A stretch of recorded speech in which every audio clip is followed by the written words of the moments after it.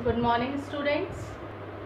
Previous class के अंदर हमने संघात्मक और एकात्मक व्यवस्था वाले चैप्टर के अंदर एकात्मक व्यवस्था के कुछ लक्षणों की जानकारी प्राप्त कर ली थी।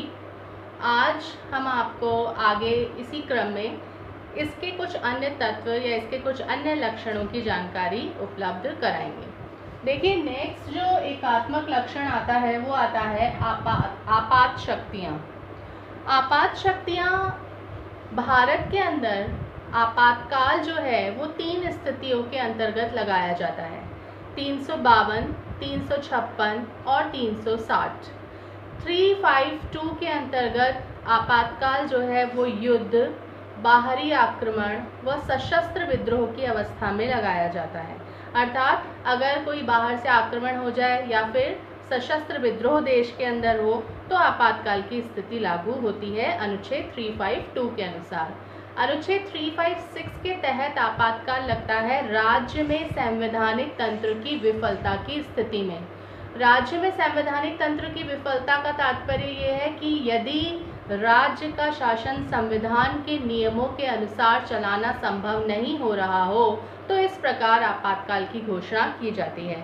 और 360 के तहत आपातकाल जो है वो वित्त संकट के दौरान लगता है, जब देश की वित्तीय व्यवस्था जो है वो गड़बड़ा जाती है।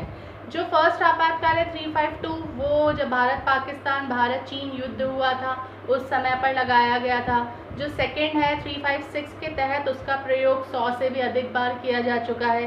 और अनुच्छेद 360 के तहत आपातकाल जो है वो अभी तक नहीं लगा है।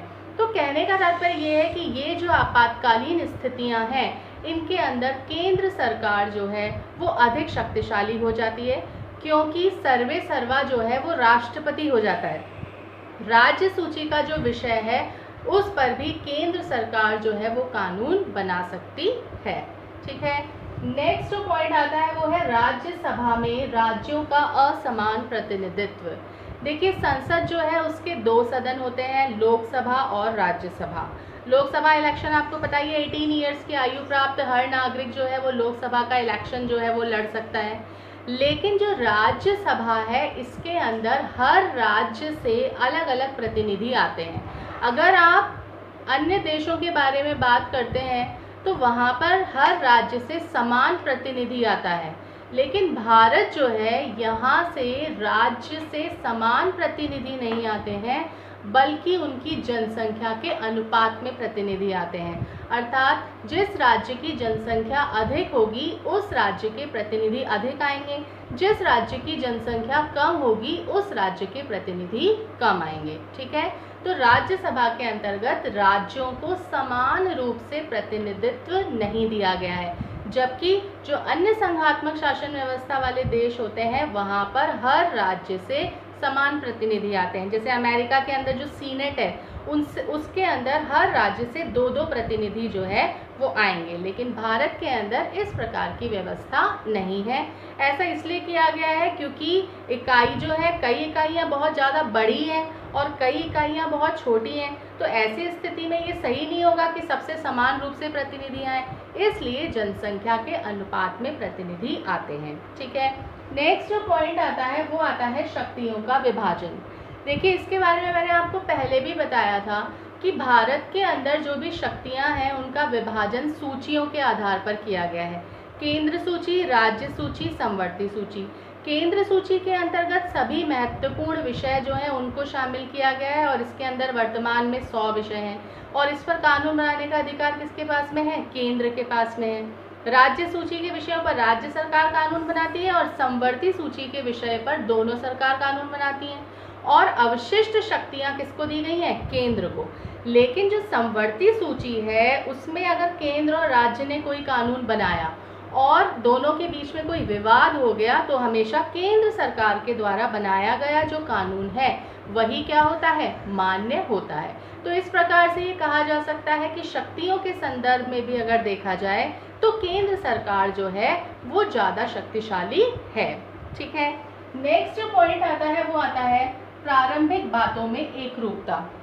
प्रारंभिक बातों में एकरूपता का तात्पर्य ये है कि कुछ बातें ऐसी हैं जिसके अंतर्गत राज्यों को अलग से अधिकार नहीं दिए गए हैं। जैसे कि देखिए, एक ही प्रकार के दीवानी और फौजदारी कानून हैं। दीवानी कानून जो होते हैं वो संपत्ति से संबंधित होते हैं, जिसके अंतर्गत उत्तराधिकार तय होता है, और फौजदारी मामले ऐसे मामले होते हैं जिसके अंतर्गत सजा मिलती है। तो देखिए, ये जो मामले हैं इनके बारे में राज्यों को पृथक से कोई अधिकार नहीं है, ये सभी के लिए समान है। नेक्स्ट, एक ही चुनाव आयोग है। चुनाव आयोग पूरे देश के लिए चुनाव संपन्न कराता है। नेक्स्ट, अखिल भारतीय सेवाएं। देखिए, अखिल भारतीय सेवाएं जैसे आपके आईएएस है, आईपीएस है, आईएफएस है, ये पूरे देश के लिए एक ही होती हैं। यहाँ पर जो भी अधिकारी हैं वो कार्य तो करते हैं राज्यों में, मतलब राज्य के प्रतिनिधि के रूप में वो कार्य करते हैं, लेकिन उनकी सेवा की शर्तें, उनके वेतन भत्ते, उनके विरुद्ध में अगर कोई अनुशासनात्मक कार्यवाही करनी है तो ये सारे अधिकार किसके पास में है? केंद्र सरकार के पास में होते हैं। मतलब अगर राज्य सरकार चाहे कि वो इन अधिकारियों के संबंध में कोई निर्णय ले तो वो कोई निर्णय नहीं ले सकती है। इसके बारे में सारे अधिकार किसके पास में है? केंद्र के पास में है। तो इससे ये पता चलता है कि भारत के अंदर संघीय व्यवस्था को अपनाया तो गया है, लेकिन हमारे यहाँ पर एकात्मक तत्व जो हैं उनकी प्रमुखता है। केंद्र को अनेक मामलों के अंदर अधिक शक्तियाँ प्रदान की गई हैं, वो अधिक शक्तिशाली है। और इसका रीज़न भी मैं आपको बता देती हूँ। भारत एक विविधताओं वाला देश है, यहाँ की एकता और अखंडता बनी रहे, इसलिए ऐसा प्रावधान किया गया है, इसलिए केंद्र को मजबूत या सशक्त बनाया गया है। Okay, thank you.